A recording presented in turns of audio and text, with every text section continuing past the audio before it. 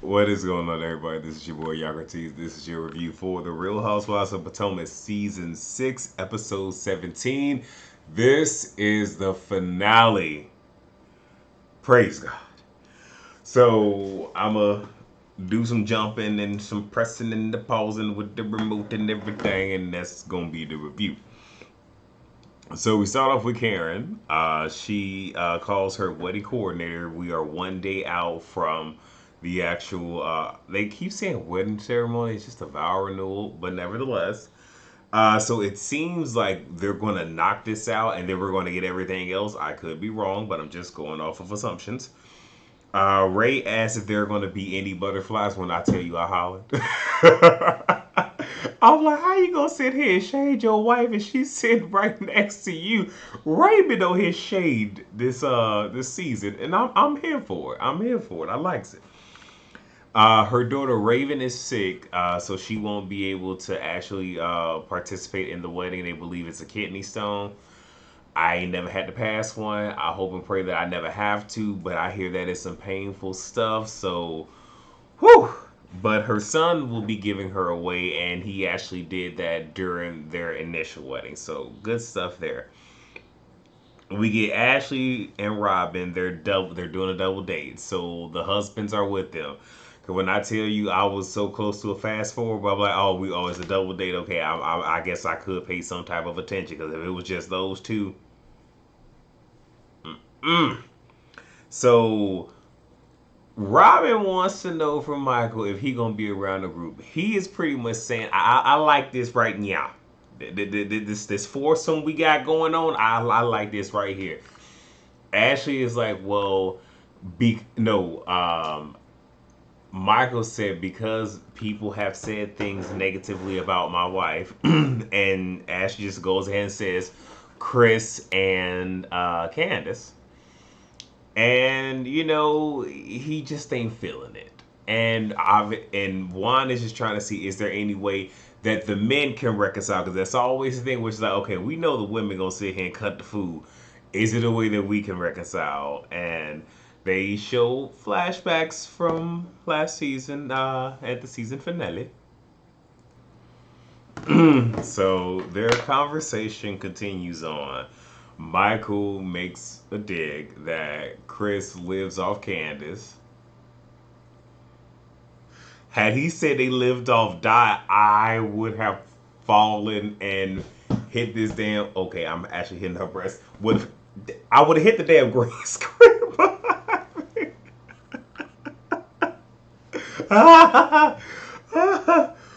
Oh, that shit. Oh, that'd be the funniest shit when shit ain't playing and it just fucking happens. Okay, all right. Gather yourself. Okay, then Chris being the husband manager comes up and Michael's like, okay, well, how is he being paid? Awkward silence. Robin's like, well, in love. Which I'm just like, it's stuff like that where you're giving somebody that does not like this family ammunition, and I wouldn't be surprised if Michael uses that as a jab. Like, okay. Um, Robin says in her confessional that she feels that Michael has this elitist type of attitude. Yeah, but you're not gonna say that to his face, and nope, not going there tonight. Nope, nope. I was gonna say something, not gonna do it. Ashley wants to know what's up with them having a baby. Is it gonna come after they get married? I'm still not sure. Robin continues to, go down that road with one how asked him, "Have you ever changed a pamper?" Pretty much stated that he wasn't there, especially when they had a second child, and there was a lot of moments that were missed. Juan feels that they did a good job together. Rob was like, no, I did everything by myself. And they even showed them in therapy when Juan was not very happy with the line of questioning. So, yeah. So we have Candace, Dorothy, and Chris. She's pretty much signing with E1. This is something that we already knew. Her album has already dropped. And it's just general talk. Like Chris asked about, what the hell about the singles? How many singles can they put out? He was like, we can put out 60% of the album as singles and then just drop it. Which that does happen now. You do have some artists where they'll release the singles to their Venmo. Is it Venmo? Vimo? Their Vimo, but they're not really singles per se. They're just these are songs that we're dropping because I'm pretty sure Chris was asking about radio singles.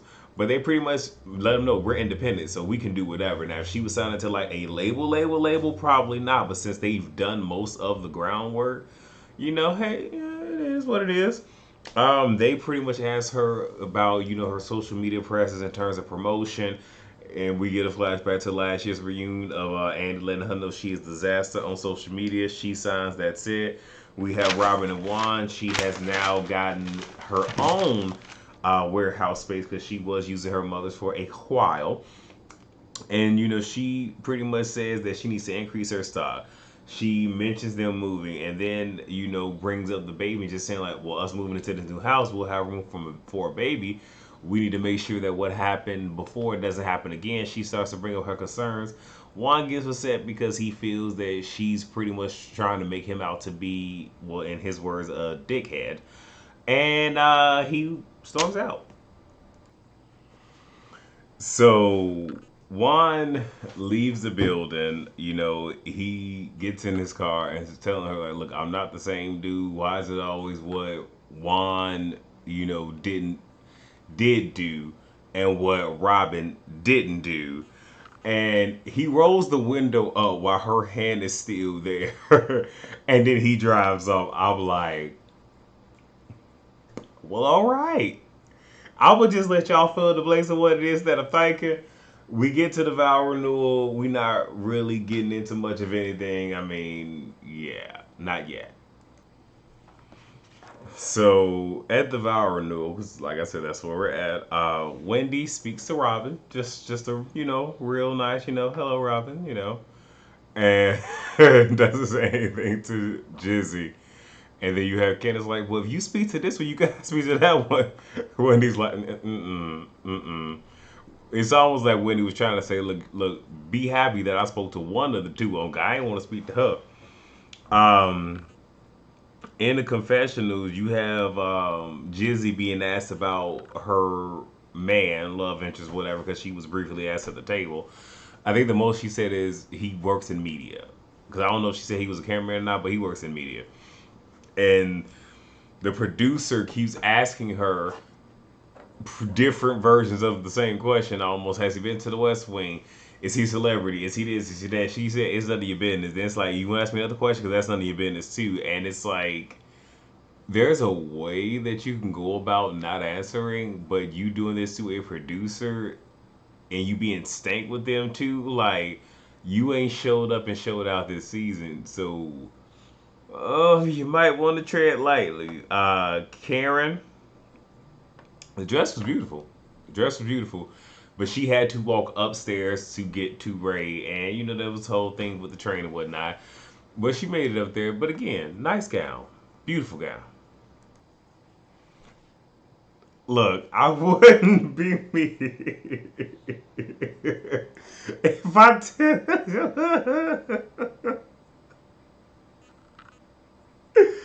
Okay, all right. My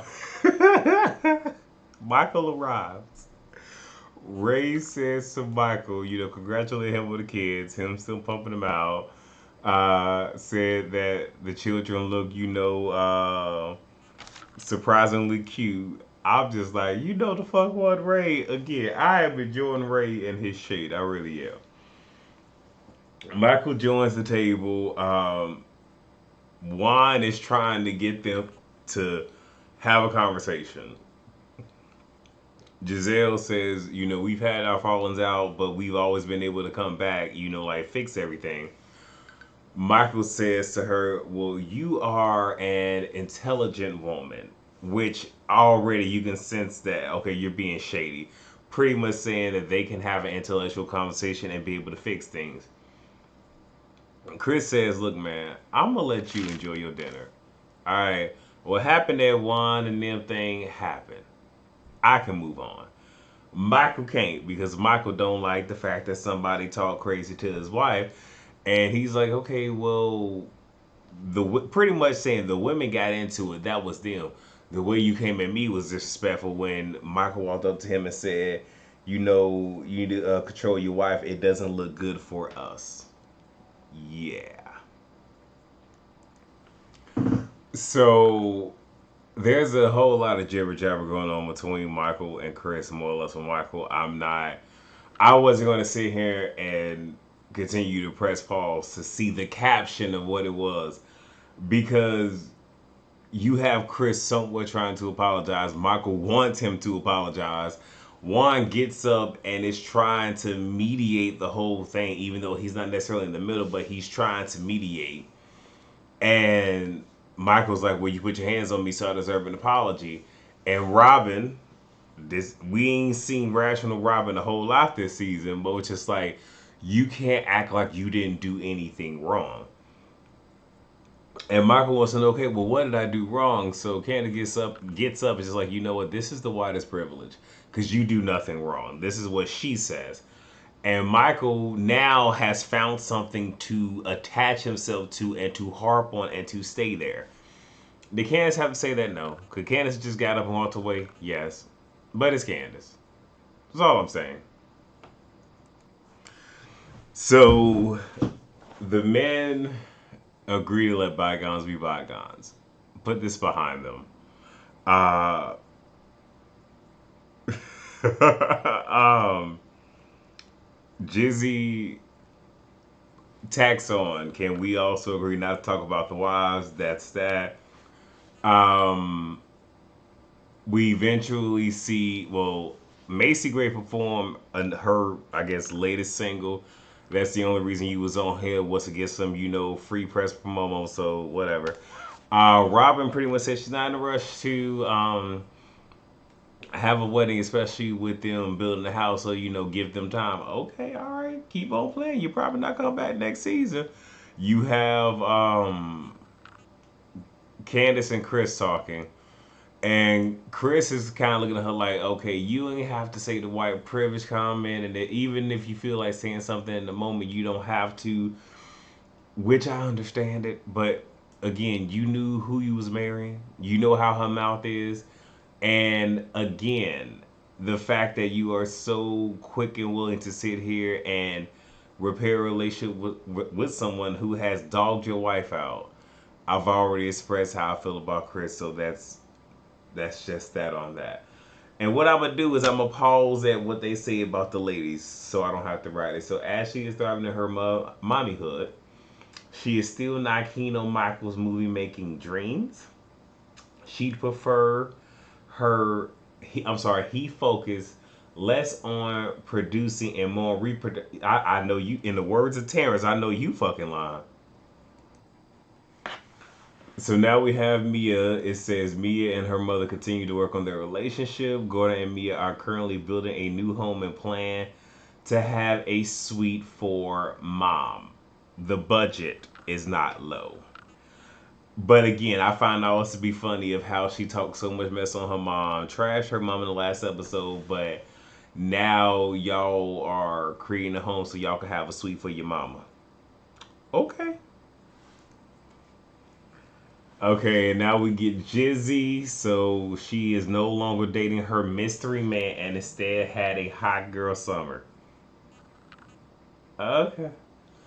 She's practicing being more emotionally available, but much like Hotel Giselle, it's a work in progress. The stuff they have on here be so damn corny. So we got Wendy. She is still loving Happy and Ness and all of her tweaks. She is currently working on the memoir and preparing for the release of her candle, which they are already out, which she will not be limiting to one wick. So we got Candace says she has released her full-length album, Deep Space, to great success. Chris is still acting as her husbander despite Dorothy's concern. Chris and his mother-in-law now barely. Ooh, ooh, they barely speaking. I wonder why. So they show us Robin. So she and Juan moved into their new home. Congrats. Where there's enough room for another baby Dixon. I don't see it. The couple has still not set a date for. I'm sorry, set a wedding date. Are we surprised? But Michael has several leads on bachelor party venue. They shady as shit. And I believe Karen is the last one since the Hugers are in the newlywed phase following their vow renewal ceremony. Karen continues to take her ambassador role very seriously and has since filmed another Surrey tourism video. Alright, y'all, that was it. I ain't got no more to give you. The finale was meh. Didn't really give us a whole lot. I kind of felt that was going to be it, but it is what it is. But that's all I got, everyone. Thank you so much for watching. Um, the trending topic show, the deep dive, will be releasing midnight my time, so that's central. But again, it will be up for you all to watch while you're getting ready, going to work, all that good jazz. You know, I did a solo dolo. I might have a guest next week. You never know. Things get crazy over here. But other than that, as of right now, I won't be on the panel tomorrow. And that's mostly given the fact that I'll be spending time with my aunt. So, hey, family comes first around these parts. But that's all I got. So please rate, comment, subscribe, and share. And I will see you all for the next video. Peace out.